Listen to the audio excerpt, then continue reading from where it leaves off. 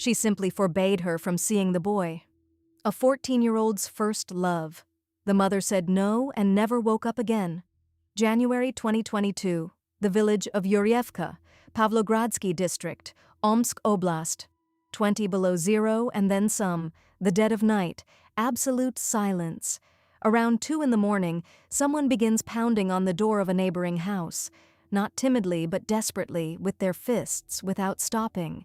A 14-year-old girl, barefoot, in thin nightclothes, holding her younger brother in her arms, both without outerwear, both frozen to the bone.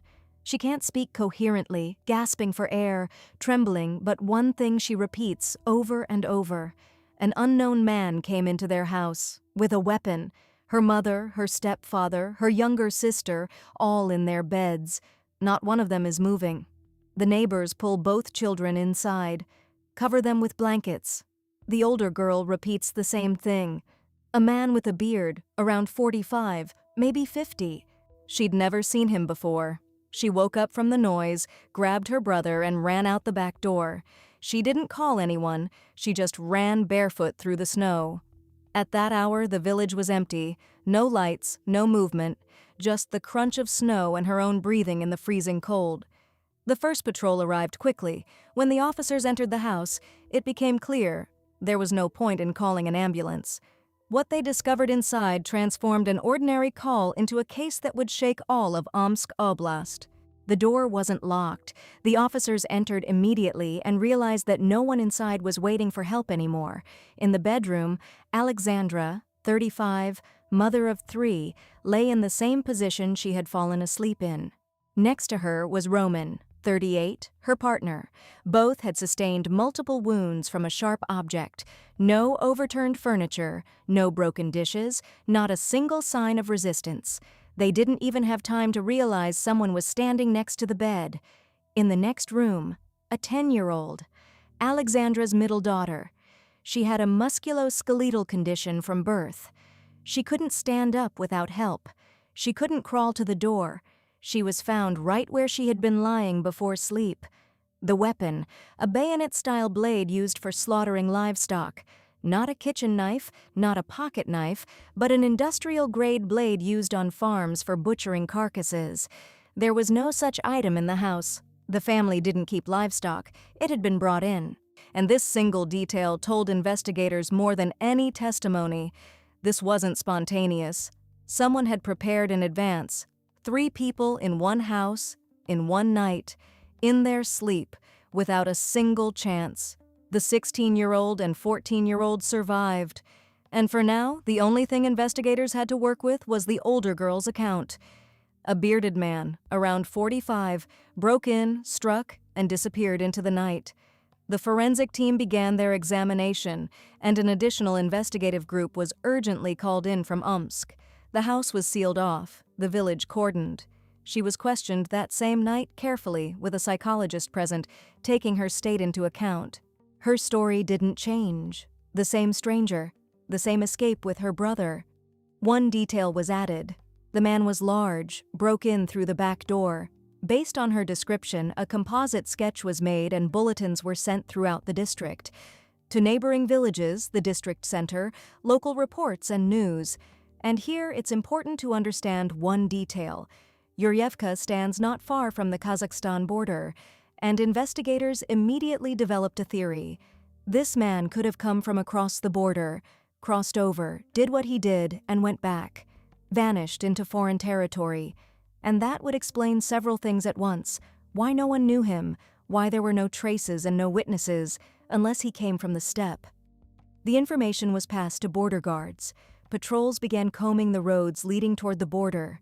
In Yurievka, people began locking their doors, though hardly anyone had done so before. And here's what gave no peace. The family was ordinary. No enemies, no serious debts, no conflicts. And yet 3 of them gone in one night. And whoever did this seemed to have dissolved into the January steppe. Canine units arrived in the village, along with forensic specialists from Omsk and experts from the main directorate. For a settlement of a couple hundred residents, the scale was unprecedented. Nothing like this had ever happened there.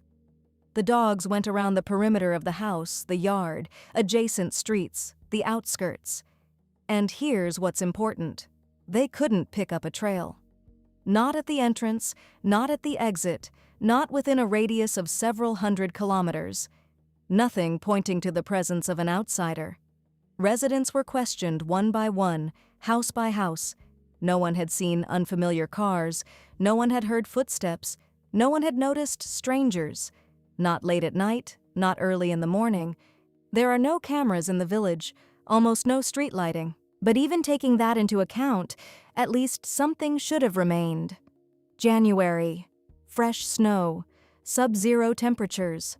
Boot prints in the snow hold for hours, sometimes for entire days. There were none.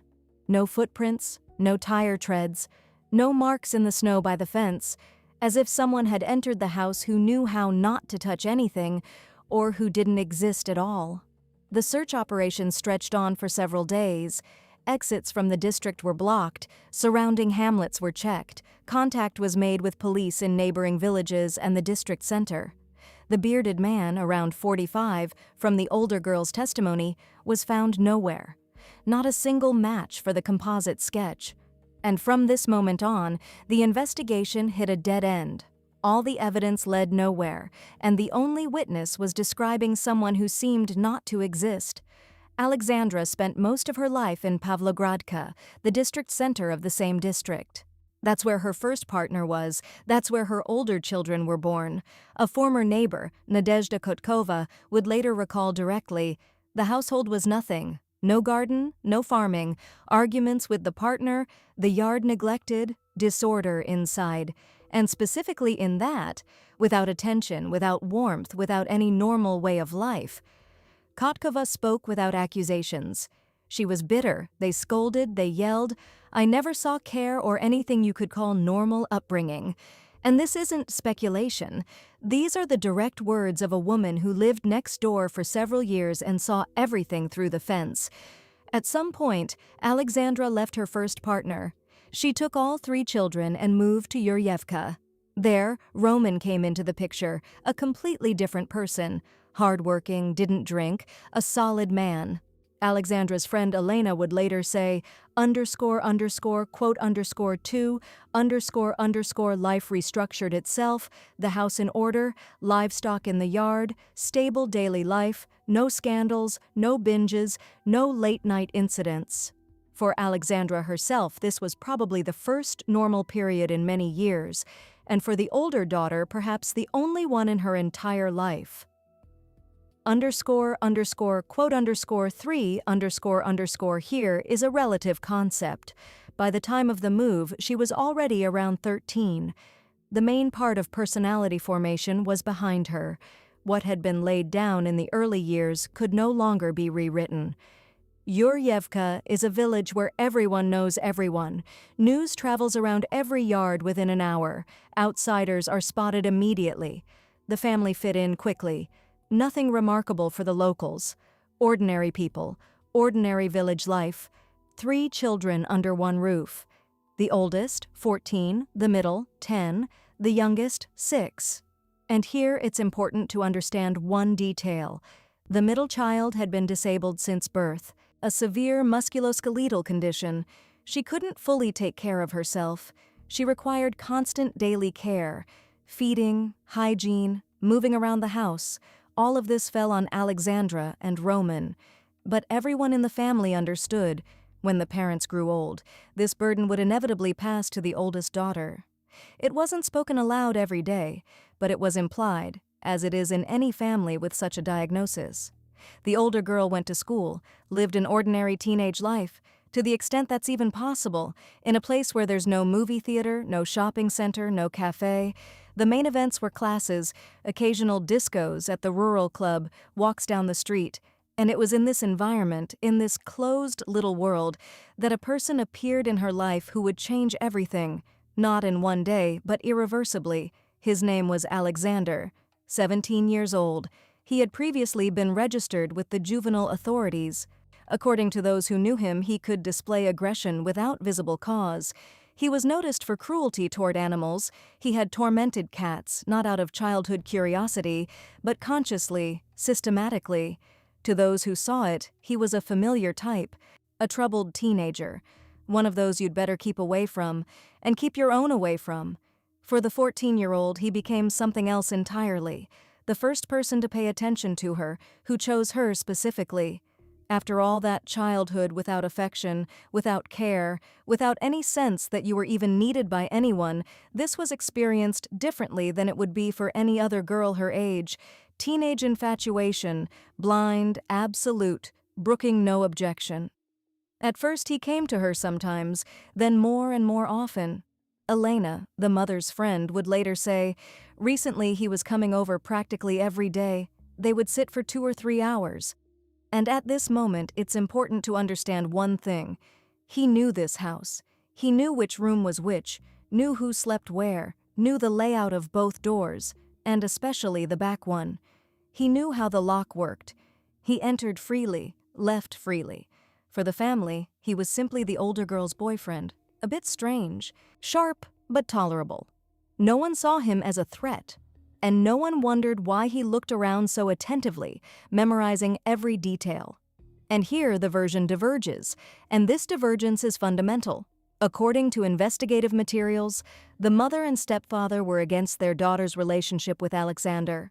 They categorically forbade her from seeing him, no compromises, a boy 3 years older, on the juvenile register, with a reputation for aggression. Any normal parent would have been alarmed. But Alexandra's friend Elena claims the opposite.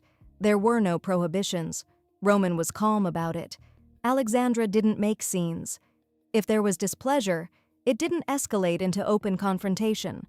2 testimonies, 2 pictures. The investigation based its case on the first version, prohibition as a motive. But even if the truth is closer to the second, for a teenager it didn't matter. Any disapproval at 14 reads as war. Any underscore quote underscore 5 underscore sounds like underscore quote underscore 6 underscore. The parents could have simply frowned when he appeared, exchanged looks, and that was enough. Walls between her and the one she had chosen. 2 adults stood there, and they weren't going anywhere. The conflict wasn't loud, no scandals, no ultimatums, no doors slamming. More like quiet, silent resistance from both sides. But it was precisely this pressure, according to investigators, that became what set the mechanism in motion. From here, events begin moving in a direction from which there's no turning back. There's another version, and it explains why events accelerated specifically in winter, specifically in January.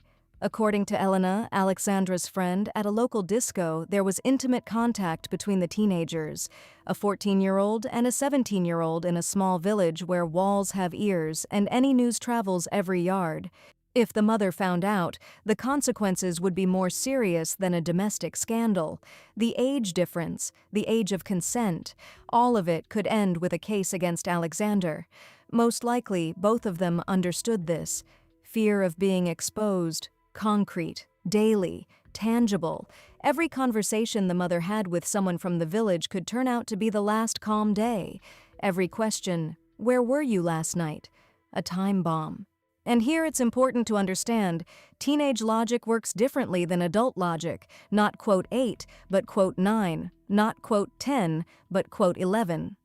Investigators ultimately combined both motives into one, the ban on the relationship and the fear of the mother finding out about what had happened at the disco. 2 teenagers, one shared fear, and a plan that, by all appearances, began taking shape right then. Investigators would later establish a key detail. The older daughter did not want the future that lay ahead of her, lifelong care for her sister.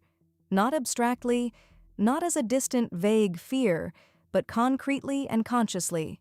She perceived her sister as an obligation, and the younger one was in the plan, not by accident, not at the last moment, not by mistake. From the very beginning, she didn't become a collateral victim. Her end was planned just as coldly. How does a 14-year-old come to such a thought? Not in a fit of passion, not in a quarrel, not in a momentary impulse? The answer most likely lies in that childhood the neighbor Kotkova spoke about. Empathy never formed because there was nothing to build it from. The ability to see another person as a living human is not innate. It's formed through care and attention.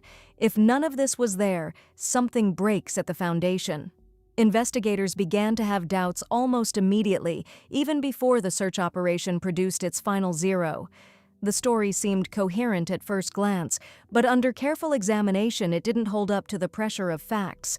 First, the back door. The stranger had supposedly burst in through it. The door was open, but not forced. No pry marks, no damage to the lock, no chips on the door frame. Someone had simply left it unlocked.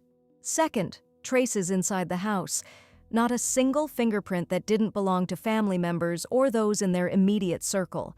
An outsider hadn't left a single finger, footprint, or biological trace. For someone who had supposedly burst in and inflicted multiple wounds on 3 people, the sterility was impossible. Third, the 14-year-old's own behavior.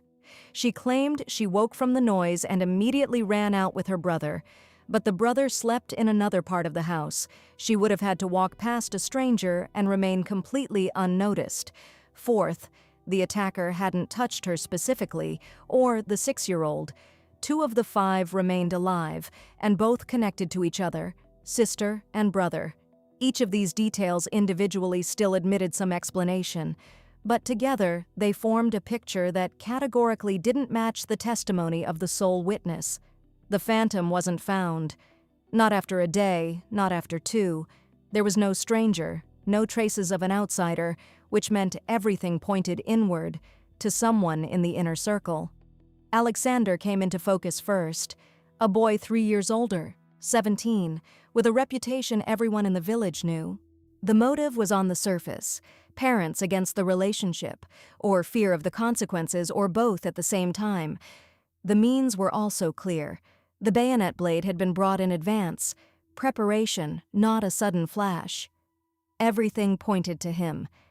But one question remained that wouldn't let the case be closed. The back door.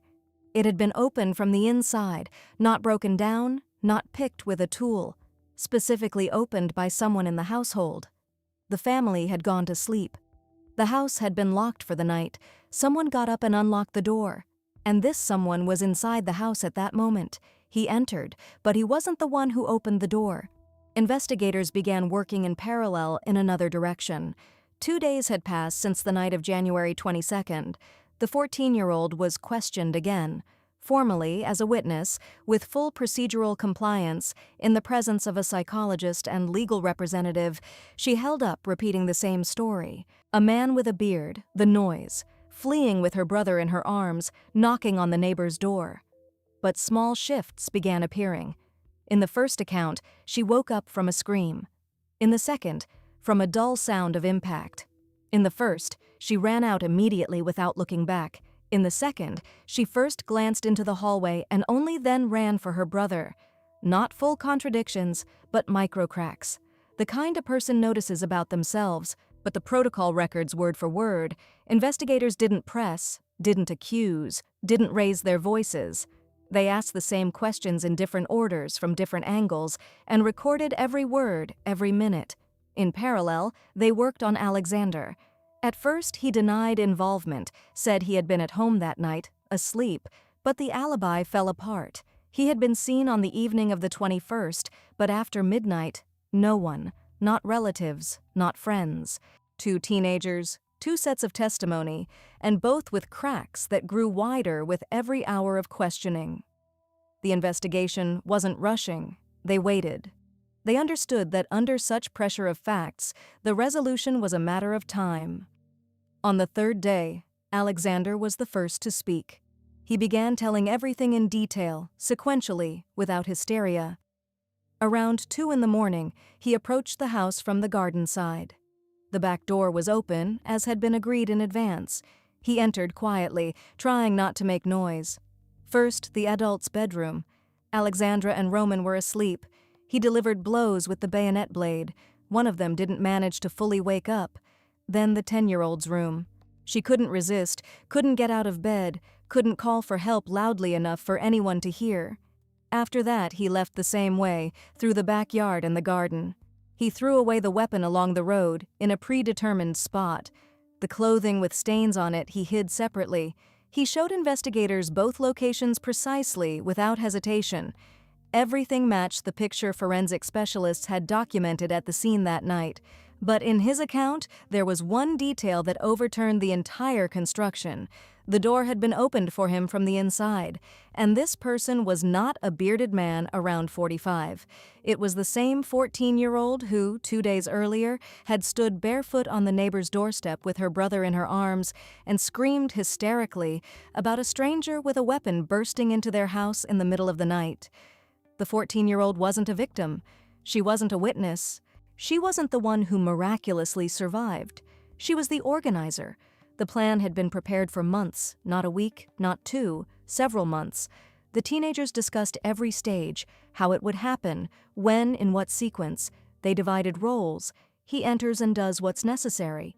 She provides access and creates the cover afterward. They knew they were coming for her mother, her stepfather, her younger sister. She didn't just know, she wanted it. She herself insisted that her sister be included in the plan. She herself left the door unlocked. She herself, afterward, lifted her 6-year-old brother and ran to the neighbors with a pre-prepared legend, a bearded man around 45 to 50. A stranger broke in. All of it. A scenario invented and decided upon in advance. The composite sketch of a non-existent person sent out across the district. The bulletins, the canine units, the forensic specialists from Omsk, the investigative committee experts. All of it was the system's reaction to fiction. The hysteria at the neighbors, part of the plan. Bare feet on January snow, part of the plan. Saving the brother, not an impulse, but an alibi. It took 2 days to get to the truth, but the design had existed long before that night. Reconnaissance. Where the lock was, where they slept, how many steps between rooms. The map had been drawn up long before January 22nd. Investigators reconstructed the chronology of the conspiracy from testimony, correspondence, and physical evidence. The two teenagers had methodically discussed the sequence of actions, made corrections, refined details, distributed who was responsible for what. Alexander obtained the weapon in advance, got it from a stranger. A deliberate, conscious choice. Afterward, take the brother and run to the neighbors with a ready-made story. They decided to leave the 6-year-old alive, not out of pity, not out of attachment, not out of compassion. He simply didn't fall into the category of those who were in the way. He didn't forbid the relationship, didn't require daily care, didn't represent a threat to the future they were drawing for themselves. In the logic of this design, people were divided into 2 categories, those in the way and those who weren't. The mother stood in the way, the stepfather stood in the way, the sister stood in the way, the brother didn't. That's why the brother stayed alive, an icy calculation carried out by 2 teenagers. After Alexander told everything to investigators, the 14-year-old was presented with the facts.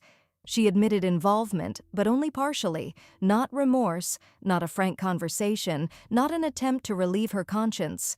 A forced confirmation of what was pointless to deny.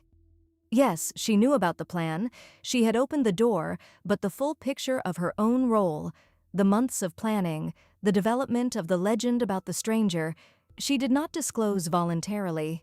The investigation gathered enough even without a full confession. Correspondence between the teenagers, Alexander's substantive testimony, physical evidence, the weapon, the stained clothing, the reconstructed chronology of actions.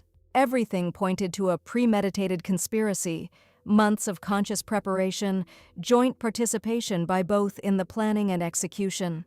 The case was classified under the maximum charge, the deaths of 2 or more persons with particular cruelty by a group of persons by prior agreement. For an adult, such a classification would have meant a life sentence. For minors, the ceiling is limited by law, a maximum of 10 years for 3 lives. The case was sent to court. By this point, the youngest brother was without his family. The older sister was awaiting trial. The boy was in detention. All that was left of this family was a verdict that hadn't yet been delivered. March 2023, the court announced the verdict. Alexander, 6 years and 7 months in a general regime colony. The 14-year-old, 6 years and 6 months in a juvenile correctional colony. 3 lives in one January night, among them a 10-year-old who couldn't get up, couldn't leave, couldn't defend herself, couldn't even call out loudly for help. A planned reprisal, prepared over months, and for all of this, less than 7 years for each. The court awarded compensation for moral damage to the younger brother in the amount of 1 million rubles, 1 million for his mother and sister. The stepfather, for everything he had and would never have again. By the time the verdict was announced, the boy had turned 7. He was being raised by relatives in someone else's home, in someone else's way of life. Whether he then fully understood what had happened to his family is unknown, but one day he will understand. He will learn that his older sister herself opened the door for a person with a weapon, that she had planned it for months. The verdict was pronounced in the courtroom. Many expected that was the end of it. Case closed, the guilty named. Whatever justice was, it had been served. But the story didn't stop there, because 6.5 years in the Russian system isn't always 6.5 years. May 2023, 2 months after the verdict, the defense appealed the sentences. The higher court reviewed the materials, heard the arguments, and didn't increase the sentence. It reduced it. The 14-year-old's sentence was shortened by 2 months, Alexander's by 1. Total: 6 years, 4 months for her, 6.5 for him. For 3 people, including a 10-year-old with severe disability who couldn't even walk to her own room on her own. The difference of a month or two, the numbers were almost formal, but the direction of the appeal was not toward harshening. The system worked according to procedure, took into account the age of the defendants, took into account everything the law requires it to take into account. They applied the norms and issued the result. The 7-year-old brother was left alone with that result, 1 million rubles in compensation, a figure in a court document. The appeal put a period on the judicial part of this story. They served their sentences. It seemed like the end. But several months later, news came from the colony. In less than half a year after the verdict, Alexander signed a contract with the Ministry of Defense, from the colony to the front. The person who ended the lives of 3 sleeping people with a bayonet blade received an automatic rifle, a uniform, and a release to freedom. 6.5 years turned into several months behind bars and a signature on a contract. This is not an isolated case and not an exception to the rule. It's a mechanism available to convicts throughout the country. But specifically in this case, with 3 lives lost in one night and a 10-year-old among them, this mechanism becomes unbearable to comprehend. The organizer at the moment of the killings was 14, the perpetrator 17, a verdict of less than 7 years each, an appeal, a reduction, and then an automatic rifle for the one who came into their home with a blade, the older sister, in a juvenile correctional colony. The bearded man had never existed. She knew that from the very beginning. She knocked not from fear, but because it was in the plan. What do you think of this story? Write in the comments, hit like, subscribe to our channel. See you next time. On July 10, 2012, 2 fishermen on Seversky Pond in Polevskoy noticed something that had washed up on the shore. At first they thought it was trash, a log, a piece of fabric, but they came closer and dropped their fishing rods. What had washed ashore was wrapped in a heavy iron chain, several loops around the neck, several around the torso, there forever. But due to the processes of decomposition, the remains eventually surfaced, and the current carried them to the opposite bank of the pond. The condition was severe. Prolonged time in the water made identification practically impossible. The face, the hands, nothing was readable. The only thing that was more or less preserved was the clothing, and it was through the clothing that investigators would later be able to establish who had been found that day. Polevskoy is a small town in Sverdlovsk Oblast with just over 60,000 residents. The main enterprise is the Seversky pipe plant, around which essentially the entire town grew, a quiet, closed-off place where everyone knows everyone else. And then on the pond, where people stroll with their families, where they fish on weekends, where they swim in summer. There it was, this discovery. The fishermen called the police. A patrol arrived, The area was cordoned off, but to understand who had been found that day, we need to go back 5 days, when a woman named Lyudmila simply didn't show up for work. On July 6, 2012, Lyudmila Kuryanova didn't come in for her shift at the taxi company. She was 60 years old, and she worked every single day. No days off, no absences, no exceptions. She would get behind the wheel of her own car in the early morning and head out on the road. The idea that she would simply fail to appear and not warn anyone had never happened in all her time working there. Her family began to worry around lunchtime. First they called. The phone was silent. No beeps, no voicemail, nothing at all. Then they drove to her house. The door was locked, the yard was empty, the car was gone. No notes, no signs of a hurried departure, not a single clue. And from that moment, the search began. Igor, Lyudmila's older son, together with his brother, walked through the nearby garages. He drove through the private sector, dropped in on acquaintances, on former plant colleagues, asked the neighbors. Nobody had seen anything, nobody had heard anything.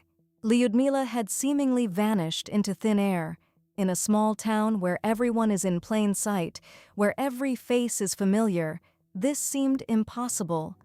A woman couldn't just disappear without a trace, but that's exactly what had happened.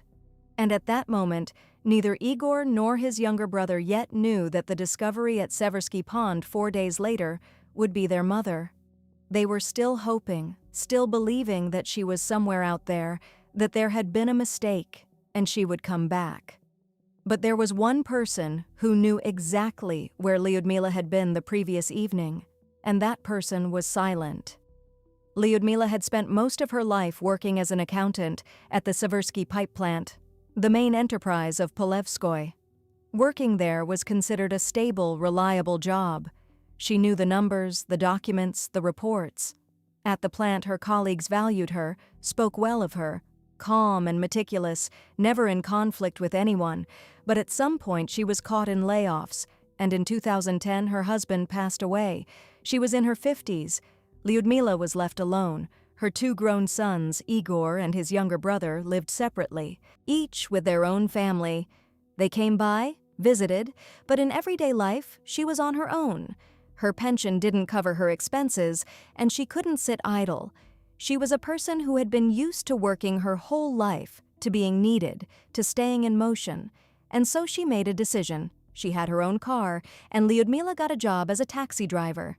The town, the familiar roads, the familiar streets. For a 60-year-old woman, it was not an easy choice, but she managed. She earned a living, didn't depend on anyone, stayed on her feet. Loved ones recall, Mom was a kind person. She loved life. She doted on her grandchildren. She tried not to give up. And it was specifically in the taxi business that Lyudmila met the person who would change everything and cut it all short.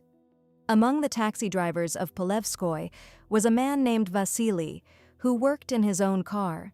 According to the recollections of those who knew him, charming, talkative, good at winning people over. In a small town, taxi drivers know each other. They cross paths at the stands, they exchange a few words between fares, they trade routes. And so Lyudmila and Vasily began to communicate, at first in a work context, then closer. Shared shifts, shared routes, shared conversations over tea at the taxi stand. At some point this grew into a relationship, but there was a detail that from the very beginning made this story complicated. Vasily was married. He had a family, a home, a domestic life. Everything was arranged. Everything was in place. A wife, grown-up sons. To those around him, he was a family man, reliable, solid, and Lyudmila became his parallel life, a secret his wife was not supposed to find out about. He would come to her, spend time with her, then go back to his family, and from the outside, it looked like an ordinary romance. 2 adults, each lonely in their own way, who had found something warm in each other. But fairly quickly, Lyudmila began to sense that something was wrong with Vasily. She didn't talk about it openly, didn't complain to acquaintances, but she did confide in one person, her sister. She said it plainly. She was afraid of him. According to Lyudmila, Vasily had allegedly been convicted of something. She didn't specify what exactly, but the very fact that she said it out loud says a lot. Lyudmila wasn't the type to exaggerate or stir things up out of nothing. If she told her sister she was afraid, she was genuinely afraid. And here arises the question that many will surely ask. If she was afraid, why didn't she leave? Why did she keep meeting with him? Letting him into her home? Letting him into her life? Likely it's not so clear-cut. A small town, the loss of a husband, loneliness, age. When you're 60 and you've buried the man you spent your whole life with, any semblance of closeness feels important, even if that closeness leaves you uneasy. Most likely, Vasily wasn't the kind of person you can easily walk away from. There's a type of people who know how to keep you close not through affection, but through pressure, not through direct threats, but through the feeling that you depend on them, especially in Polevskoy, where everyone knows everyone. And to leave means not just to close the door, but to rebuild your entire life. Lyudmila probably thought she could handle it, that it was just his character, a man's gruffness. Nothing serious. But very soon she would walk out of her house one morning and discover that her car, her only source of income, was gone. Lyudmila lived in a private house on the outskirts of Polevskoy, not far from Seversky Pond. It was a quiet area, single-story houses, fences, vegetable gardens, gravel roads. In summer, greenery and silence. In the evenings, you could hear only birds. In winter, snow up to your waist and smoke from chimneys. In the yard stood a doghouse. A German shepherd had lived there before, a serious, large dog on a sturdy chain. But by then the dog had already died. The doghouse stood empty, and the chain still hung on it, heavy, metal, with thick links. No one had taken it down, no one had carried it off or thrown it out. It was simply a part of the yard, like the fence, like the gate. Lyudmila continued to live here alone. In the morning she would leave for work. In the evening she would return, close the gate. Her sons came on weekends, sometimes bringing the grandchildren. The kids would run around the yard, playing near the doghouse. Everyone knew Lyudmila as a calm, hard-working woman. She didn't make noise. She didn't cause scenes. She lived steadily and quietly. From her house to the pond is a few minutes on foot. A path through the private sector, past the fences, and there's the shore. In summer, people fish and walk there. In winter, it's empty, nobody around. And this proximity of the house to the water, and this chain on the empty doghouse in the yard, remember these two details, because both of them will return to this story, and the context in which they reappear will be entirely different. On July 5th, 2012, Lyudmila's neighbor was grilling shashlik in his own yard. An ordinary summer evening. Warm, a long day, no rush about anything. At some point he heard a car pull up to Lyudmila's house. Doors slammed, two people got out, Lyudmila and a man. Later the neighbor would say it was Vasily. He had seen him before. And then raised voices. Not screaming, not a scandal, but the conversation was clearly not peaceful. The fence, the distance, the noise of the evening yard. The neighbor didn't pay much attention, just a couple arguing, who knows? That's not uncommon in the private sector. Everyone hears everything and has gotten used to not getting involved. He finished his shashlik, went inside, went to bed, and the next morning, Lyudmila was already gone. The house was locked, silent, no movement. The neighbor wasn't worried even then. Maybe she went somewhere, but then the relatives showed up. The questioning began, and only then did he remember. On the evening of the 5th, she had been home, and something had been going on between them. This neighbor would become a key witness in the entire case.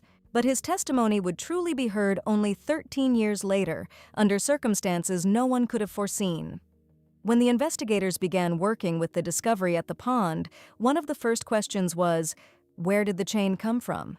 It wasn't from the factory, not from a construction site, not from a hardware store. By the type of links, by the length, by the characteristic traces of wear, it matched a dog chain. The chain had just been lying in the yard, available to anyone who knew about it, and really, only one person, besides Lyudmila herself, knew about it well. The investigation drew its conclusion. The attack most likely took place right on the property of the house, in the yard or inside. The chain was taken off the doghouse and used right there. And then the pond, a few minutes on foot through the private sector. At night, in an area with no cameras and no streetlights, where after 10 p.m. the streets are empty, it could have been done unnoticed. The logic of the events came together clearly. The investigation understood where it had happened, understood what the remains had been wrapped in, understood the route. The main question remained: who? And the suspect was obvious. The man who had been seen at Lyudmila's house on the evening of July 5th, the man who had access to her yard, the man she was afraid of. Shortly before Lyudmila's disappearance, her car had burned down. For an ordinary person, that's a serious problem. For a taxi driver, a catastrophe. It was her only source of income. Without it, Lyudmila couldn't go out on the road, couldn't earn money, couldn't pay her bills or support herself. Who set the fire was never established. The police took her report, conducted a check, but the investigation produced nothing. No witnesses, no cameras, no leads. In a small town, someone usually sees things like that. But in this case, silence. And so Lyudmila was left with no support whatsoever. No husband. He had passed away 2 years earlier. No job at the plant. She'd been caught in layoffs. And now, no car. At 60, alone, in a private house on the outskirts of town. But she didn't break. She didn't wait for help, didn't ask her sons. Instead, she made a decision. She took out a loan, about 200,000 rubles. The goal was simple: buy a new car and return to driving a taxi. At the time, this looked like the act of a strong person. A woman whom life beats down again and again gets up and acts. But these 200,000 rubles would play a completely different role in this story. 200,000 rubles was a sum for which, in 2012, you could perfectly well buy a used car and get back to work. Lyudmila took out the loan and received the money in cash. But then something strange happened. She never actually bought the car. The money vanished. Not partially, not bit by bit. The entire sum simply dissolved. Where did she put it? Who did she give it to? Or who took it from her? The answer to that question at the time wasn't in the case files. Lyudmila's family would later say they didn't understand where the money had gone. No car was bought. No major purchases were made. No new debts appeared either. 200,000 seemed to fall into a void. And here's what's important to understand. Between the moment the money disappeared and the moment Lyudmila herself disappeared, very little time had passed. A few weeks. First the burned car, then the loan that went nowhere, then her work, and 4 days later they find her at the pond. Each of these facts on its own might have meant nothing, but together they began to form a particular picture. And the first person the detectives went to after the discovery was Vasily. The detectives got to Vasily quickly. He was the last person seen with Lyudmila. The neighbors confirmed it. On the evening of July 5th, he had been at her house. A logical suspect, the first and most obvious lead.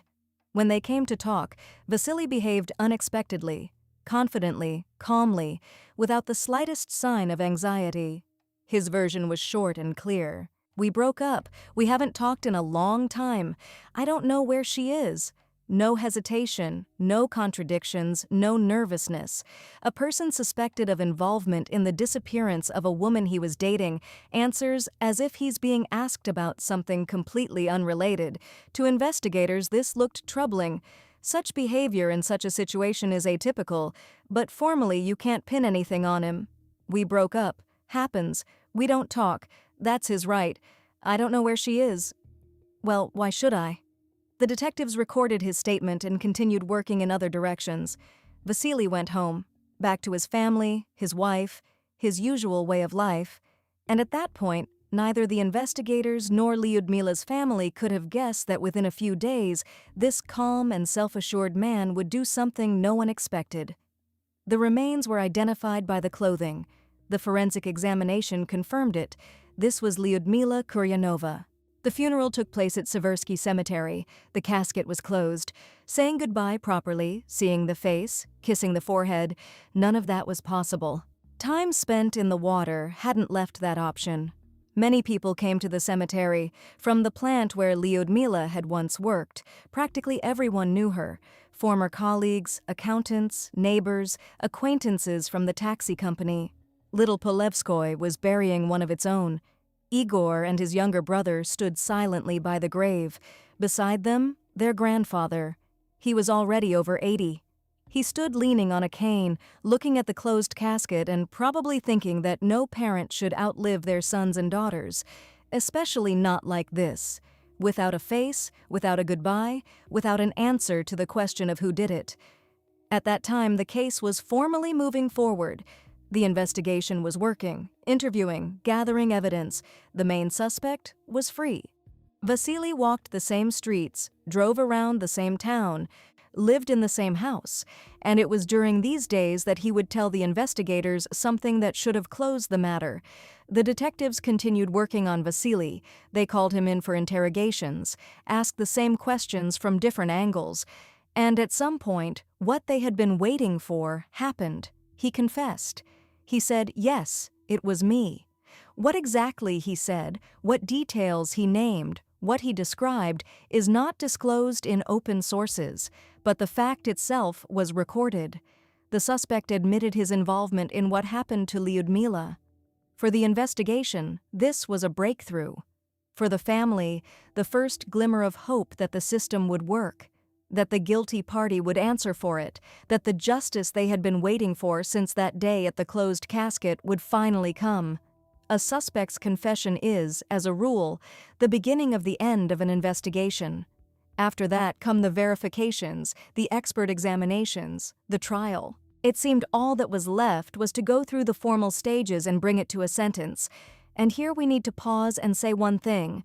What happened next turned this entire story upside down, because Vasily had the right to a phone call and he used it. He didn't call relatives, didn't call his wife, didn't call friends. He called an attorney. After the conversation with his attorney, Vasily understood everything. There was no direct evidence connecting him to the attack. No cameras, no witnesses from the moment itself. Yes, the chain from the doghouse. Yes, he had been at her place on the evening of the 5th. Yes, the neighbor heard a quarrel. But all of this was circumstantial evidence. None of it pointed directly, unequivocally, irrefutably to him as the one who did it. And Vasily made a 180-degree turn, a complete retraction of all his testimony. "I didn't say anything. They pressured me. They forced me. I'm innocent." Everything he had told the investigators an hour earlier, crossed out by a single conversation with an attorney. The confession that should have become the foundation of the prosecution turned into nothing. Without direct evidence, the case stalled. The investigation hit a dead end. Everyone understood who had done it. The neighbor saw him at the house, the chain from her yard, the connection between them obvious. And still, legally, it wasn't enough. Formally, there was nothing to grab onto. Vasily walked out of the office, got in his car, drove away. Back to his wife and his usual life. 13 years. The investigation continued to work, but without direct evidence there was nowhere to move. Lyudmila's relatives appealed to the media, asked any witnesses, any eyewitnesses, anyone at all, to come forward. They published her photographs, described the circumstances, gave contact information. No one called, no one came, not a single new lead. The case gradually went to the archive, a folder with a number, a shelf, and Vasily lived. He retired, stopped driving a taxi, family, wife. People said one thing about him: caring, a good provider, everything for the home, everything for the family. Grandchildren came along. He played with them, went to the dacha, traveled, lived a measured life. The ordinary life of a pensioner in a small Ural town. Neighbors said hello, acquaintances smiled. To those around him, he was that grandfather, quiet, reliable, harmless. But just a few blocks from his house, at Seversky Cemetery, stood Lyudmila's grave. And every year Igor and his brother came to it, brought flowers. 13 years of this contrast, he with grandchildren and they with a grave. And over those years, the people who had been waiting for justice the longest passed away. Lyudmila's father, Igor, and his brother's grandfather.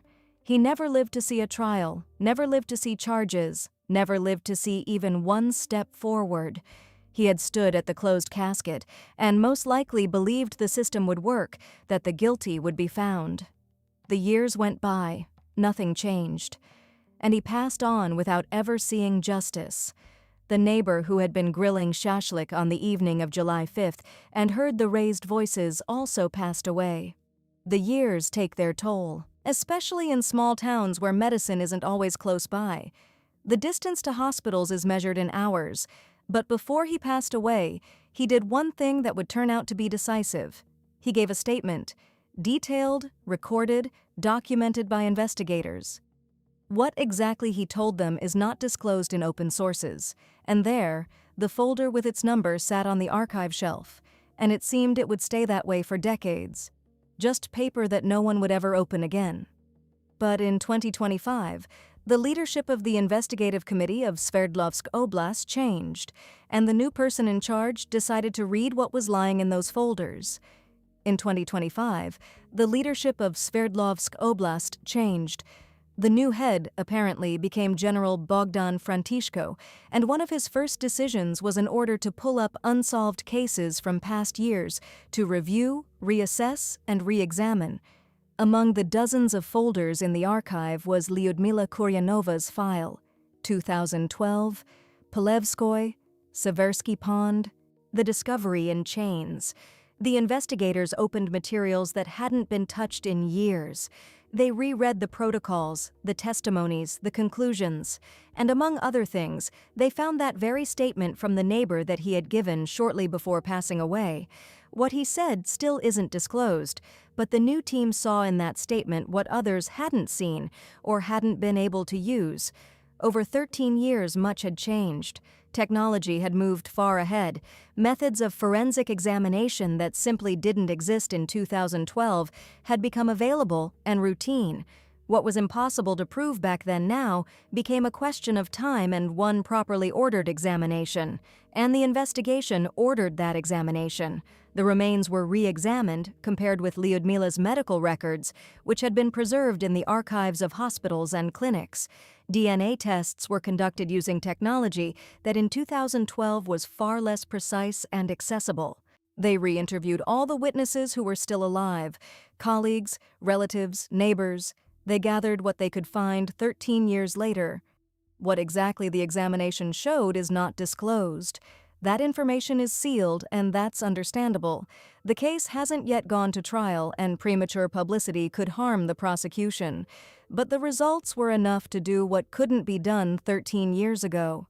By that point, Vasily was 70, long retired, surrounded by family, grandchildren, the dacha, evening television, a measured life, and then people in uniform come to his door with charging papers. For 13 years he had lived as if nothing had happened, and now those 13 years had come to an end. Vasily was brought to court for the selection of a pre-trial measure, and here the theater began. A 70-year-old man who just yesterday had been walking with his grandchildren and puttering in the dacha suddenly clutched his chest. He felt ill. He couldn't stand. He demanded medical help. The court assessed his condition and decided not to arrest him. He was released on a written undertaking not to leave. His family, his wife, his sons, rose to his defense. To the journalists' cameras, they said one thing: a man with a heart of gold, everything for the family, everything for the home. He is incapable of such a thing. And on the other side of the room sat Igor, the older son, who had been waiting for this moment for 13 years. He had come with one goal, to look Vasily in the eye, but Vasily kept looking away. Not once during the entire hearing did he look in Igor's direction. He didn't turn his head, didn't raise his eyes. He didn't admit guilt, the same position as 13 years ago. We know nothing about it. He's now reviewing the case materials. After that, the prosecutor will sign the indictment, and the case will finally go to the Polevskoy court. He looked away because he knew. And now to the main question that has hung over this story from the first segment. Why? What made a 70-year-old grandfather pensioner take the life of a woman he was dating? If you put together everything we've learned, the picture begins to come together. First, the money.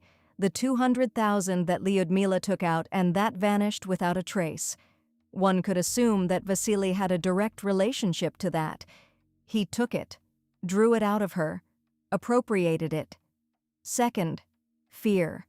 Lyudmila knew about his past, about the conviction. She was the only person who could destroy his family life, tell his wife, tell his sons. Third, control. The burned car was probably not an accident. Most likely, it was a way to deprive her of her independence, to tie her to him.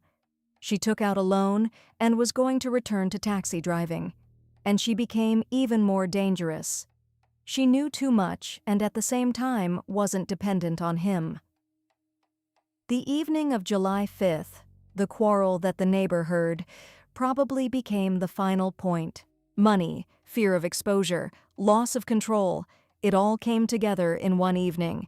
He faces up to 15 years. The case that had been silent for 13 years will finally speak in court.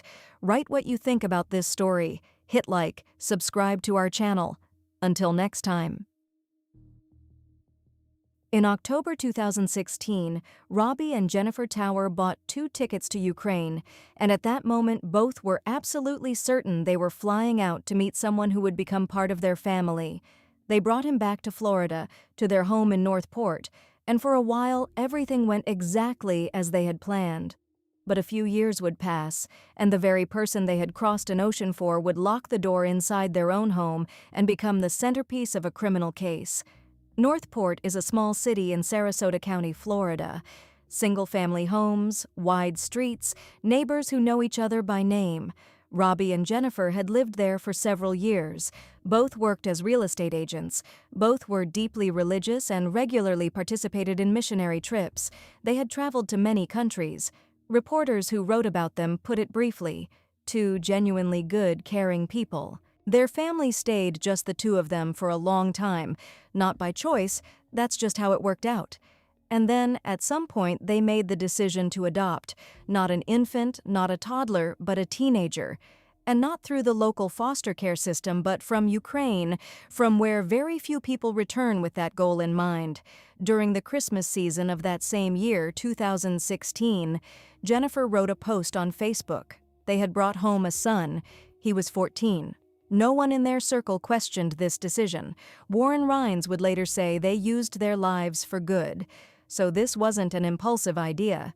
The couple had deliberately sought out the person who needed a family most of all, a teenager from an orphanage, from the other side of the ocean, where almost no one flies with such a purpose. Who this person was, the answer to that question would take several years, and 9 years later it would be read out in a courtroom. During interrogation, Dima described himself in a single phrase: nobody coming from nowhere. And if you lay out his story as facts, this phrase turns out to be neither a pose nor an attempt to provoke pity, but an accurate description of what he had been through. He lost his mother when he was around 6. At trial, he would say he doesn't remember exactly, as happens when you lose a person too early and too far from anything that could be called a normal life. After that, his older brother, then an uncle, he didn't stay with anyone longer than a few months. His biological father, according to defense counsel, simply didn't want to bother, which meant there was only one path left: the orphanage. Warren Rhines, who would later see Dima already in Florida, would say he had bruises. When he was first taken out to eat at a cafe, he took 6 sausages because he wasn't sure there would be more. These institutions are like prison, Rhines would say. In 2015, war broke out in eastern Ukraine, and the government began evacuating residents of Luhansk institutions to safer parts of the country. And that's when the Towers appeared, missionaries from Florida who by that time had already been to Ukraine several times. According to case materials, they had met him back in 2013, and in 2015, he moved in with them. In 2016, the adoption was officially finalized. He didn't speak English, and the country he had grown up in was already being torn apart by that point. The Towers gave him a home in Northport, a school, their last name. The first year went well. Let's go celebrate at a restaurant. Jennifer cooked borscht for his school lunch and brought it as a dish from the country he came from. That's what was visible from the outside. What was happening inside would only become clear much later. Up to that point, everything that happened in the house on Mallycote Road stayed within the family. But in December 2018, 2 years after the official adoption, Northport police went out to that address for the first time. By then, Dima had already dropped out of school, not having finished 10th grade. He had mastered English, but he didn't stick around the classroom. On December 8th, Jennifer told the officers that Dima had pushed her when she entered his room. Dima denied it. According to the records, Robbie, during that same visit, asked that he be sent for an involuntary psychiatric evaluation, but the officers refused. The situation, in their view, wasn't serious enough. No one was detained. The case was closed and everything was resolved. That was the first call, not the last. In April 2019, 2 calls in a single night. Dima leaves the house on his bicycle, angry about being grounded. He's found and brought back. He leaves again, is brought back again. In July of that year, he's detained near the school. He has a pneumatic pistol on him. His explanation: he wanted to shoot at the toy soldiers in his pocket. Warren Rines would later describe Dima from those years briefly. He was interested in boxing, but he didn't want to box. He wanted to hit. He wanted to cause pain. A classmate who gave an interview to a local channel with her face hidden said essentially the same thing. He was looking for a fight. On the outside, there was still the family with the Facebook history, the borscht, and the mini-golf. On the inside, police reports were already starting to accumulate in the archives.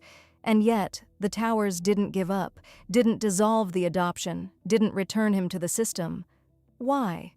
That question would become genuinely important a little later. For now, what's important is something else. By the end of 2019, the count of police calls was already in the multiple episodes, and one of them would change the atmosphere in the house irreversibly. In October 2019, Robert Tower called the police and asked that Dima be removed from the house.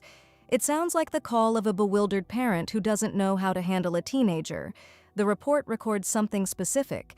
Dima is physically and verbally aggressive, but separately. A detail that stands out from everything else. Robbie tells the officers that every night he locks his bedroom door from the inside with a key because he is afraid of the very person he himself had brought across the ocean. This is no longer anxiety or parental exhaustion. This is a specific decision made in a specific home to sleep behind a lock because the person on the other side instills fear. And Robbie Tower wasn't a weak man. His neighbors called him the unofficial mayor of the street. He was the one who had personally sought out this teenager, processed the documents, and flown out to get him. And now he was locking himself in the bedroom. The officer tries to talk to Dima. He doesn't respond. What exactly happened between them before that call isn't recorded in the materials. Most likely there was a specific incident that became the final straw. And not just one. As Warren Rines would later mention, once Dima left Robbie with a black eye, and that was when he was temporarily sent to live with Jennifer's relatives. By the chronology, that fits right into this period. But even after that, the Towers didn't give up on him. Robbie insisted that he come back. They forgave him for everything, Rines would say. The fear didn't go anywhere, and the fact that it had appeared became part of the picture Dima saw every day from inside the house. Between 2020 and 2023, Dima left the house and came back several times. The pattern repeated, and each time the Towers took him back. According to testimony from relatives and friends at trial, during this time, the couple was spending savings and taking out loans. They gave him a car, citizenship. They continued paying for him in the literal sense. Warren Rines put it this way: they bought him everything he wanted or needed. And he added, speaking specifically of Robbie, that's how much he loved him. And here, it's worth stopping, because the man who slept behind a locked door is the same man who later insisted on Dima's return, took out loans, and who, according to those close to him, kept believing it could still be fixed. Those who knew them described the couple as people for whom Dima was their only chance to become parents. They never had children of their own. He was the one they kept coming back for, again and again, and they, as witnesses would later say, were full of determination to use this chance, no matter what. From the outside, it looked like stubbornness or faith, and probably both. Dima, meanwhile, lived in a house where he was loved and feared.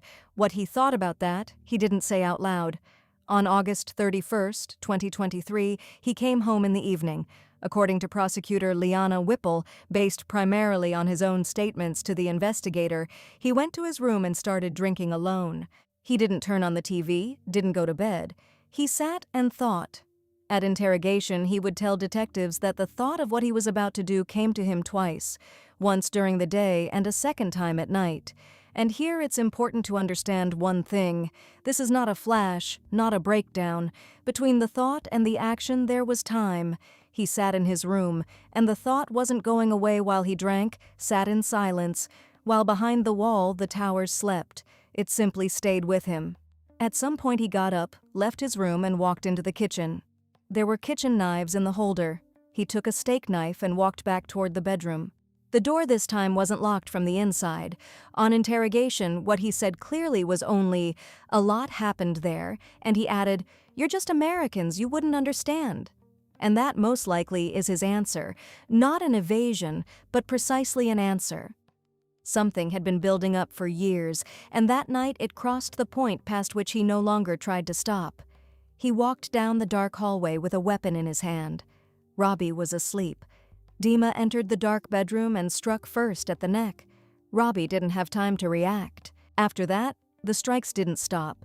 Sarasota County Medical Examiner Russell Vega would later document 68 sharp force wounds: face, back, neck, the back of the head, side, shoulder, arm. The cause was blood loss from wounds to the neck and major arteries. At some point, the first weapon was lost. Apparently, it got stuck or fell from his hand. Dima left the bedroom, went back to the kitchen, took a second one, and walked back. Jennifer woke up, realized what was happening, and tried to defend her husband. That is recorded in the materials. Then she understood that she couldn't, and she ran. She ran out of the house barefoot in her nightclothes toward the neighboring house. She knocked on the door, screamed, and Dima didn't stay in the bedroom, didn't hide, didn't panic. He came out after her. What exactly happened in those seconds between him leaving the house and what came next isn't reconstructed minute by minute in the testimony. But the direction of movement is known. He followed her. So 68 strikes against a sleeping person is not seconds. That's a span of time during which he could have stopped. He didn't. And when Jennifer ran out of the house, he didn't stop then either. Neighbor Jonna Walton heard a knock at the door, and then a voice. __, quote _0, __, Walton dialed 911. The dispatcher told her not to open the door, to wait for the police. When she finally looked out, there was blood on the threshold. Jennifer was no longer there. By his own testimony at trial, he forced her to return to the house. Exactly how that happened, where he caught up with her, isn't reconstructed in the materials, but the result is recorded. She ended up inside. He sat her down on the couch and began telling her what he had done to Robbie. And this is no longer rage in the usual sense. Because rage is when you don't think. And here is a person who, having just done what he did, caught up with the woman who was running away, brought her back, sat her down, and started talking. About what? He didn't explain. What exactly he said isn't preserved in the case materials. What she answered isn't either. And this emptiness in the records feels sharper than any details. Then 79 strikes. Medical examiner Vega would document wounds to the face and neck. 38 of them in those areas specifically. Jennifer was lying face down. The police were already on the way from Walton's call. Minutes remained before they would arrive. Northport police arrived on the 911 call shortly before midnight. In the house on Mallicote Road, Robbie and Jennifer Tower, both face down, head to head. On the living room carpet, blood. Marks on the walls by Robbie's bed. On the couch, in the kitchen, in the hallway, on the inside of the front door. Medical examiner Vega would count a combined total of no fewer than 140 strikes between the two. One knife was lost. The second one, the one used to inflict these wounds, with Dima's DNA on the handle and traces on the blade, had been washed and returned to the knife holder in the kitchen. This detail finally destroys any version about an impulse or temporary insanity. A person in a state of affect doesn't stop to wash a weapon, doesn't return it to its place, doesn't think about the holder.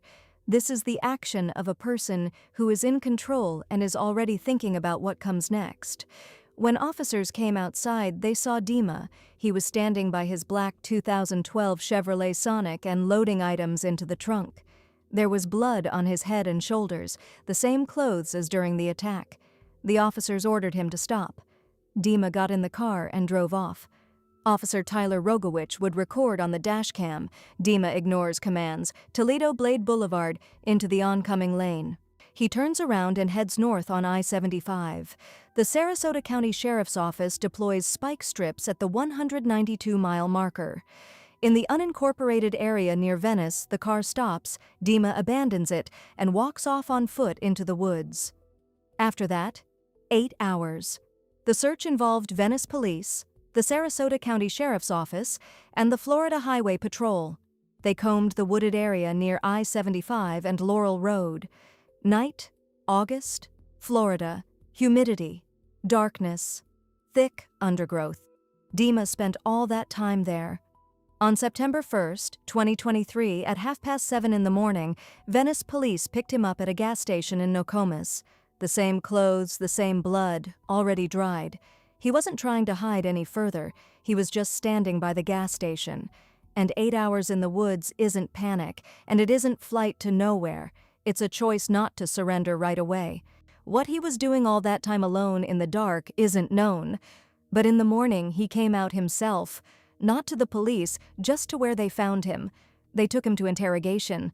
The detectives wanted to know one thing. Why? Venice Police Station. Dima sits across from the detectives, same clothes, same blood. A recording of this interrogation would later be played at trial in its entirety. The detectives ask what happened that night. One word, rage. After that, in fragments. He doesn't build an explanation, doesn't offer a version. He speaks in pieces, like a person who isn't interested in being understood. I would have been better off staying in Ukraine. And then a phrase that doesn't fit any of these pieces. I'm not a good person. I was raised wrong. I didn't listen and did what I shouldn't have done. He admits what he did, directly, no bargaining, no attempt to lie. They ask about a plan. There was no plan. I was temporarily insane. But one line from this interrogation would echo in the courtroom especially heavily. Not rage and not, you wouldn't understand. Another one. Almost quiet, almost in passing. They didn't do anything to me. Not a justification, not an attempt to absolve himself. Just a statement that explains nothing and at the same time speaks of something he never named out loud. Not in the case materials. And in November of 2025, he would be asked again, in the courtroom. November 2025. Sarasota. Courtroom.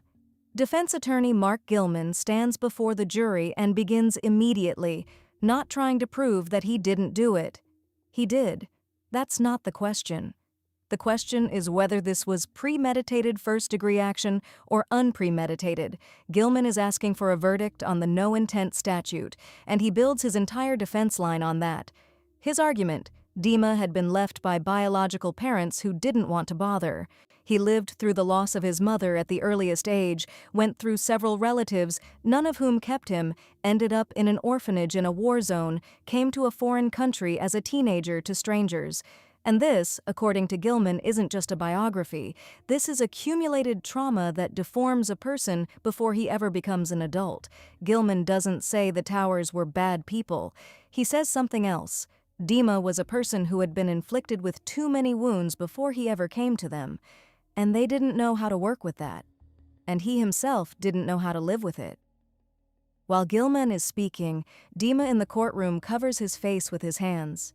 Then he starts crying, loudly, to the point where Judge Krug pauses the session. This is the first time in the entire process when he looks different. Not closed off, not aggressive, not indifferent. The prosecution doesn't argue with the facts of the biography. It argues with the conclusion, and it has 2 kitchen knives, the trail of evidence throughout the house, and a weapon returned to the holder. The prosecution built the case not on biography, but on the sequence of actions. DNA expert Charlene Webster took the stand with specific data. Then, the route. The traces around the house reconstruct the picture of movement. Bedroom, kitchen, that's where Dima went for the second weapon. Bedroom again, then hallway, front door, street, the chase after Jennifer, the return, the couch. All of this is documented not in words but in physical traces, on the couch, in the kitchen, on the inside of the door. Prosecutor Whipple frames it harshly. He made a series of consecutive conscious decisions, even after it was all over. He went out, washed the weapon, returned it to the holder, started loading things into the car. A person in a state of temporary insanity doesn't act this way, not in order, not methodically. Then, the Towers family and acquaintances. Several people say roughly the same thing. He didn't know how to accept authority, didn't know how to accept the consequences of his own actions. And that sounds like an explanation, simple, understandable, fitting in a single line. A person who simply couldn't live by someone else's rules. But the numbers don't add up. 140 strikes is not a rebellion against authority. That's not a demonstration. A rejection of rules doesn't explain that scale, and it doesn't explain the couch. Dima listened to all of it in silence and then made the decision to take the stand himself, against Gilman's direct advice. On November 13, 2025, Dima took the stand. Gilman didn't want this, too unpredictable, too prone to conflict. But he insisted. First, direct questions from the defense attorney. Dima talks about himself. Luhansk, mother, orphanage, war, Florida. He speaks for about 50 minutes. Then prosecutor Karen Frivelich takes the floor. You took a sharp weapon and entered the bedroom. In the dark, I wasn't thinking about anything. What is there to think about there? Then, under pressure, he says more. The Towers didn't know how to handle a person with his past. He himself made their lives hell. His own word. He hated his life in America. Then directly, without hesitation. These people weren't my real parents. Did you decide to do this before you entered? Frivelich asks. Yes. Then he again talks about temporary insanity several times. The judge stops him. That defense line was not legally declared and not supported by experts. Dima continues arguing with the prosecutor, with the judge, with the very course of the interrogation. And the courtroom sees a person who simultaneously admits what he did and rejects any version that could explain it. There was a lot that happened between the three of us. Jennifer on the couch. You're not listening. I'm answering your question. He's angry, not remorseful. And it is precisely in this testimony, almost in passing between one line and another, that he utters one phrase, quiet, accidental, that changes everything. Among everything Dima said, there was one detail almost in passing. Jennifer at some point told him that Robbie originally hadn't wanted to adopt at all, as a fact that he simply accepted and held inside himself. When exactly that conversation took place isn't known. Where it happened isn't either. The case materials record only his words, but now the entire chronology starts to look different. The locked bedroom door, the call to the police asking for Dima to be removed from the house, the words Robbie said to neighbors, that the adoption had destroyed his marriage, all of this had been known to the court earlier. But now one thing was added to it, Robbie's initial unwillingness.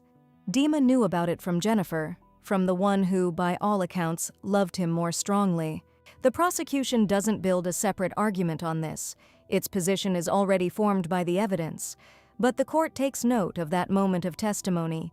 The version about an inability to accept rules explains the conflict, but doesn't explain why those two specific people, and with such fury. Most likely Jennifer was simply honest with him and didn't think about what those words would mean to a person with such a history of rejections. But it was precisely through her honesty that Dima got the confirmation he had probably always believed in. The jury went off to deliberate. They returned in less than 2 hours. Guilty on both counts of first degree, on the count of fleeing from police, unanimously. Gilman lost in exactly the way he had predicted. Dima's taking the stand destroyed any remaining reasonable doubt. He confirmed premeditation with a direct answer to a question. Right after the verdict, statements from the family, one after another. The Tower relatives speak in the courtroom, not looking at Dima, or looking straight at him. "You did this because you don't know how to accept rules and consequences," says one of those close to them. Robbie's paternal grandfather, Philip Tower, puts it differently. He says that Robbie and Jennifer tried to make Dima part of their family. In prison, he'll be assigned a number instead of a name, and the only thing Philip wants from the person who once carried his last name is for Dima to give it up. Then Dima is given the floor. Judge Krug warns him, "Don't say anything that would insult the memory of the deceased." Dima nods and begins. "Our feelings override our intellect," he opens. Further, that the testimony from witnesses was irrational, that at that moment he lost his mind. He veers off toward bad parenting on the part of the adoptive family. Judge Krug stops him. Dima shouts, "What about the truth?" Krug looks at him and says what would later run in the headlines. "You seem to be an evil spirit. 2 life sentences without the right to early release, consecutive, plus 5 years for the chase, concurrent with the second sentence." The bailiffs take him away. The courtroom disperses, at trial almost in passing. This is the single detail in the entire case, through which the rest starts to come together into one line. Each of the facts already known to the court is individually explicable. A reaction to real incidents, an attempt to get help, the exhaustion of a person in a difficult situation. All of that is true. But for Dima, this was probably not the sum of separate facts. It was confirmation of one and the same thing, of what he had probably believed since he was 6, that this isn't a place where he's wanted. So real rage isn't a version and isn't a reconstruction. He named it himself. But rage is the consequence of the fact that the person, each time he thought he had found a place, got the signal that he wasn't wanted there. An accumulated bill that comes due not when something happens, but when something inside stops holding. The exact circumstances of that conversation with Jennifer aren't in the materials. When exactly isn't known. There's only Dima's testimony and further reconstruction based on everything the court heard over 3 days. And one last question remains, the one that makes this story truly unbearable. At the interrogation in Venice before the trial, Dima said 3 words about himself. "Nobody coming from nowhere." Back then it sounded like a self-description. Now it sounds like a sentence he passed on himself before Judge Krug did. The Towers tried to change exactly that. Not to fix him, not to re-educate him, to make it so that he stopped being nobody. Now in prison, he has a number. Dima literally became what he had talked about. Nobody, from nowhere. Only now it isn't a self-perception, but a fact. And here's the irony that can't be avoided. Jennifer loved him more strongly than Robbie did, by all accounts. It was she who, not thinking about the consequences, told him the truth, that Robbie hadn't wanted the adoption. This honesty, refracted through years of rejections and locked doors, became part of what Dima brought into that bedroom, aimed, among others, at her. The Towers died trying to make him someone, and he remained what he had always considered himself, only now it's forever. Like the video, subscribe to our channel. See you next time.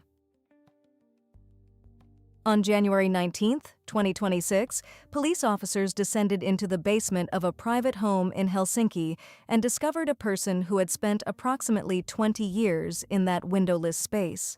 No light, no proper way out. And to understand why this story caused such resonance, you first need to understand exactly where it happened. Rankings. Quality of life, safety, trust in the state. Here, these aren't just words, but a system that actually works. Kela, the state social insurance agency, covers every resident of the country. Pensions, healthcare, housing, everything is tied into a single chain. Every third pensioner receives a national pension, and the guaranteed minimum is about €990 per month. A person over 65 here cannot simply disappear. The system is built so that it sees everyone, and that's precisely why the signal didn't come from neighbors or through an anonymous call. Instead, one government agency passed information to another through internal channels. It concerned a private home in the northern part of the city. An ordinary residential neighborhood, nothing that would stand out from the outside. Police officers went to check, entered, and went downstairs. And from that moment on, a story would begin that would make the entire country wonder how something like this could even happen here. Concrete. Dampness and silence. Not a single window, no bathroom, no shower, no sink, no stove, not even a place where food could be warmed up. And in that space was a man who appeared to be around 80 years old. His condition was serious. He moved with great difficulty, and he needed not an examination or a consultation, but immediate help. The officers immediately called medics. The man was carefully brought upstairs and handed over to social and medical services. As Helsinki police would later report, after assistance was provided, his condition was stabilized, and he gradually began to recover. He looked as if he had spent in that space not days or weeks, but considerably longer. And here's what's also important.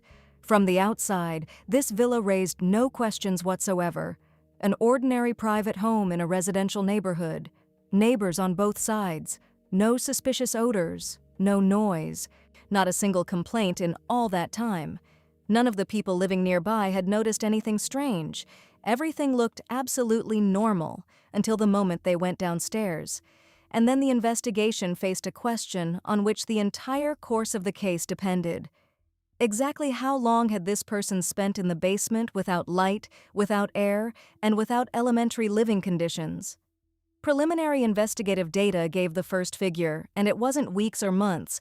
It was about 20 years. This person had spent roughly 2 decades in the basement. Inspector Jari Koivunen. In comments to the press, he called what was happening an exceptional case even by the standards of the Finnish police, who had simply never encountered anything like this before. 20 years in a space completely unfit for living. And all of this in a country where the state is legally obligated to know where every elderly person is and how they're living. And then something happened that no one expected. The Helsinki police opened a case not about abuse, not about negligence, but specifically about human trafficking. The wording was tough and concrete. Exploitation of a dependent position, confinement in conditions degrading to human dignity, and most likely financial benefit for those who were nearby. The investigation immediately indicated the direction. Someone had used this person, not accidentally forgotten about him, not simply failed to help, but used him systematically over the course of years. And from that moment on, the investigation faced the main question: who exactly had been living in this house upstairs all this time while he remained below? Police detained 3 people, 2 men and 1 woman, all around 60 years old, all residents of Helsinki. According to the investigation, this was a married couple and their relative. They were family to each other, but no blood relation to the person from the basement. The villa where he was discovered belonged to one of the detained men. And here's what's interesting. All 4 were registered at this address. On paper, everything looked normal. 4 people living in one house, address on file, registration in order. No one had any questions, but the investigation fairly quickly established a detail that seriously changed the picture. The suspects did not live in this house permanently. They came and went. They were there, but did not stay. What exactly they did during their visits and how often they appeared at all, this still had to be determined. However, the fact remained. Upstairs was empty, and downstairs was a person who never went anywhere. During the detention, according to Koivunen, all 3 behaved calmly, cooperated with the investigation, and even expressed surprise that this was even being treated as something unlawful. Then something happened that raised many questions. Soon after the interrogations, they were released. Suspicions were not lifted, but they were released for the duration of the investigation. The investigator told the press a detail that simply did not fit the usual logic of such cases. When the suspects were presented with the charges, all 3, according to him, were in shock. And not from the detention, but from the accusations themselves. They sincerely did not understand what exactly was criminal here. None of the 3 requested a lawyer. None refused to answer questions. They didn't go silent. didn't refuse to cooperate, didn't ask for time to think. They answered openly, calmly, like people who had nothing to hide, or like people who were absolutely certain they had done nothing wrong. And at this moment, the investigation found itself at a fork in the road on which the entire further direction of the case depended. There were two options. The first, these people had held a person in the basement for 20 years and genuinely did not consider this anything unlawful. For them, this was the norm, some kind of domestic arrangement, a habit that had dragged on for so long that it simply stopped seeming abnormal. And the second option, this was a well-constructed line of behavior, a role rehearsed in advance or activated on instinct. We didn't know anything, we didn't do anything, we ourselves are surprised. The police didn't say which of these versions was considered the working theory, but the direction of the investigation had already been indicated. Finances. The police indicated the direction, financial benefit. Not a side motive, not an addition to the charges, but the central question of the entire case. Had the suspects used this person's dependent position to make money off him? The arithmetic turned out to be quite simple. The guaranteed pension in Finland is about 990 euros per month. This is the minimum received by anyone with no other pension income. If this man had any work experience, the amount could have been higher, but even at the lowest threshold, 990 euros multiplied by 12 months and by 12 years comes to about 240,000 euros, $250,000, and this money was going somewhere. Someone was receiving it, someone was managing it. A person who spent 2 decades in a space without windows and without elementary conditions was hardly spending it on himself. Formally, he was registered at the address, formally alive, listed in the system, his pension paid regularly. But who was withdrawing it? Where was it being directed? Who had access to the accounts? This is precisely what the investigation is currently digging into. On paper, the mechanism could look impeccable. Address, recipient, payments. The system had no questions. But the police now have an entirely different question. They weren't paying him a pension, but had he ever seen even a single euro of it? Koivunen voiced a phrase to journalists that shifted the entire understanding of this case. We're currently finding out whether he had the ability to leave the space or not. Not a statement, a question. The police themselves didn't know the answer. And here's the thing, he wasn't found in chains. There were no locks on the doors. Nothing that's usually associated with confinement. No bars, no ropes, no traces whatsoever of physical restraint. The classic picture of imprisonment simply didn't work here. This is exactly what made the case so difficult for the investigation. When he ended up in that basement, he was around 60. He could walk, climb stairs, could calmly walk outside. Physically, he could. But 20 years later, the police were facing a man around 80. In serious condition, requiring immediate help, and between these 2 points lies an enormous distance, and somewhere along it, a door that formally remained open, at some point ceased to be an exit. What exactly was holding him there, the investigation has not yet determined. The infirmities of age, complete dependence on those who brought food, the absence of any contacts outside, or perhaps all of this together.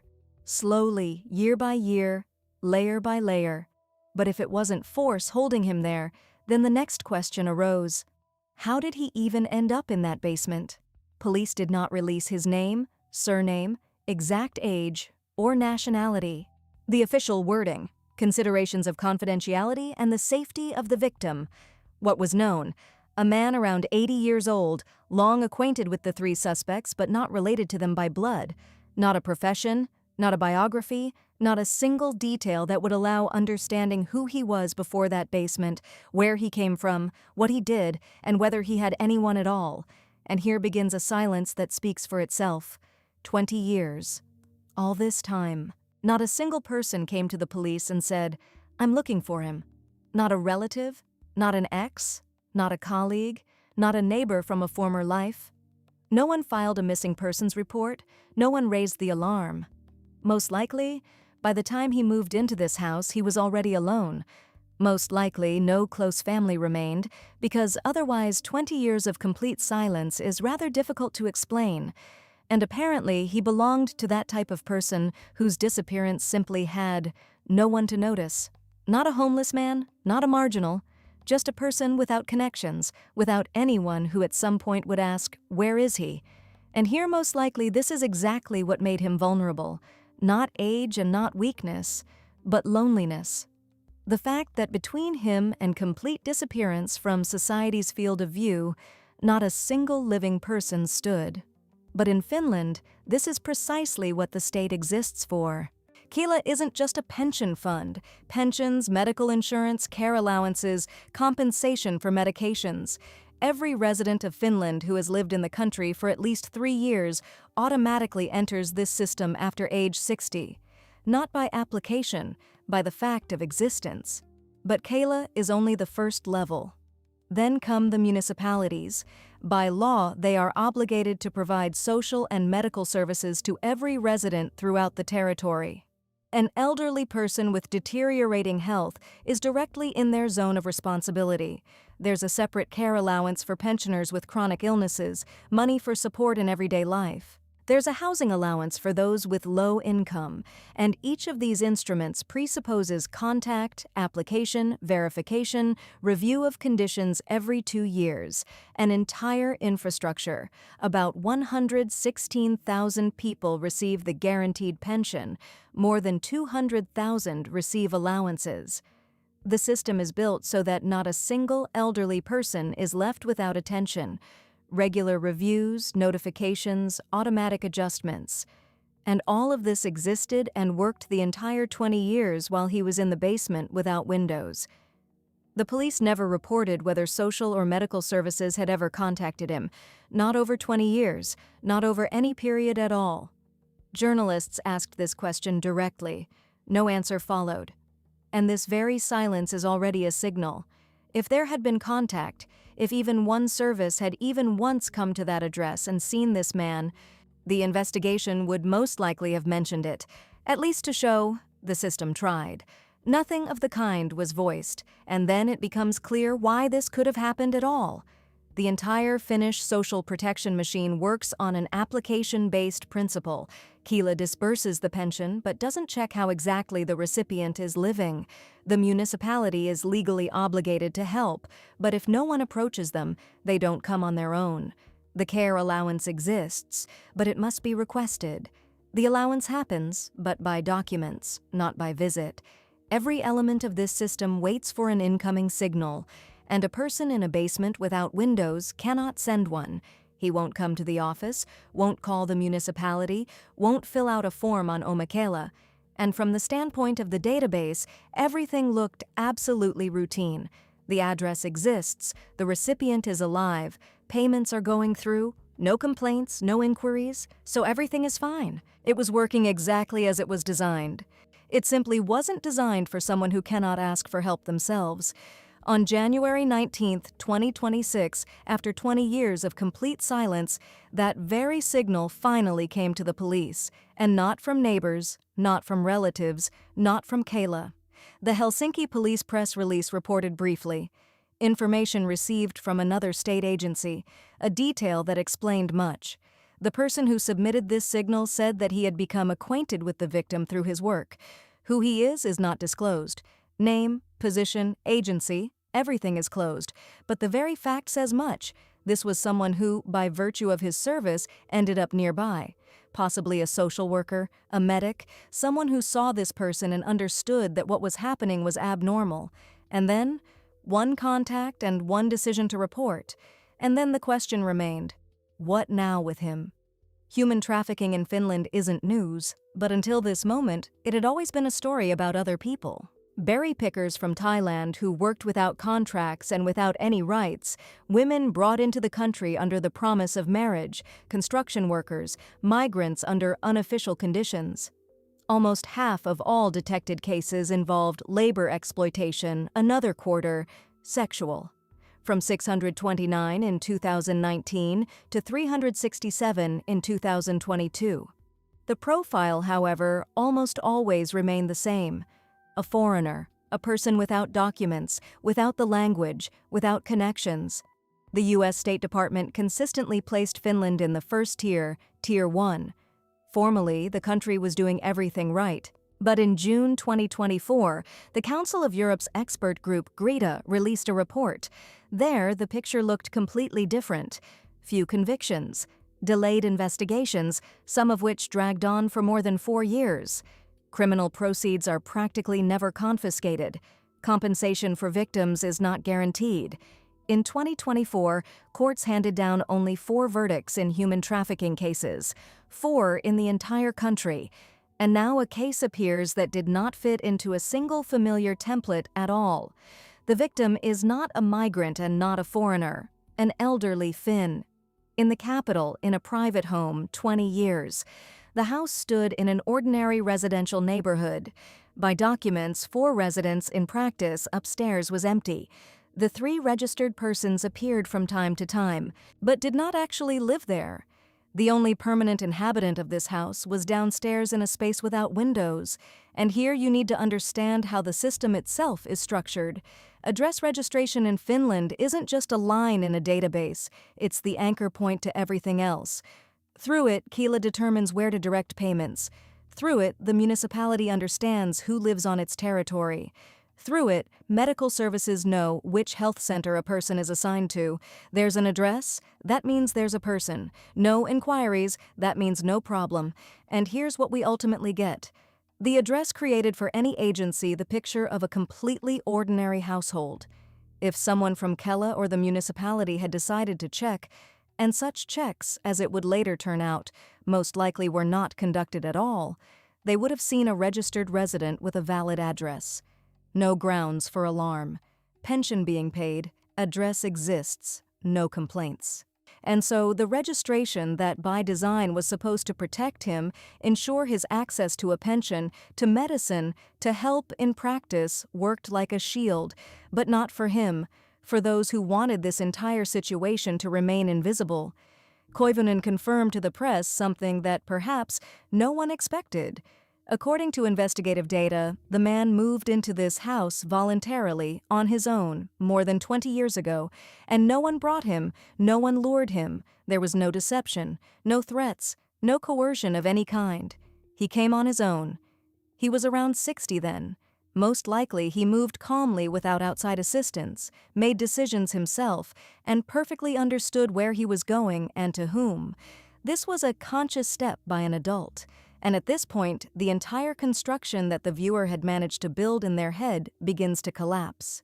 This isn't a story about kidnapping, not a story about confinement, not a story about a maniac with locks on the door. The person came on his own and stayed for a year, 5, 10, and 20, until, quote, 0, quote, gradually turned into, quote, 1, quote. And where exactly this line was crossed, the investigation has not yet established. Was there a moment when he wanted to leave but physically couldn't anymore? Or did he simply stop wanting to, because after 20 years in a space without windows, no more remains of will than of health? This is precisely what made the case so difficult. There was no kidnapping, nothing of the sort. There was no moment when freedom ended with a single click. There was a slow, drawn-out over years transformation of a voluntary decision into a trap. Most likely, in the beginning, it looked like a way out. A person with nowhere to live, acquaintances offer a room. Downstairs in the basement isn't ideal, but there's a roof. A temporary solution. Only the temporary fairly quickly became permanent, and the permanent inescapable. Not because someone locked the door, but because with each passing year, the one who could open it less and less could climb the stairs. And here's how this mechanism actually worked. The house belonged to others. The money, most likely, also belonged to others. Contacts with the outside world, 0. Those on whom food depended came and went. He stayed. The system saw the address, the registration, the payment. A living person gradually turned into a line that dutifully generated payments but didn't require any attention. And here, that very shock of the suspects gets a completely different explanation. Possibly, in their picture of the world, everything really was normal. He came on his own. They didn't kick him out. Formally, everything is legal. As for the room without windows and without a bathroom, well, he wasn't complaining. The investigation continues. Charges have not yet been filed, but one person has already come out of the basement for the first time in 20 years. In a country where everything works perfectly. Thanks for watching. Write in the comments what you think about this video, leave a like, subscribe to our channel. See you next time.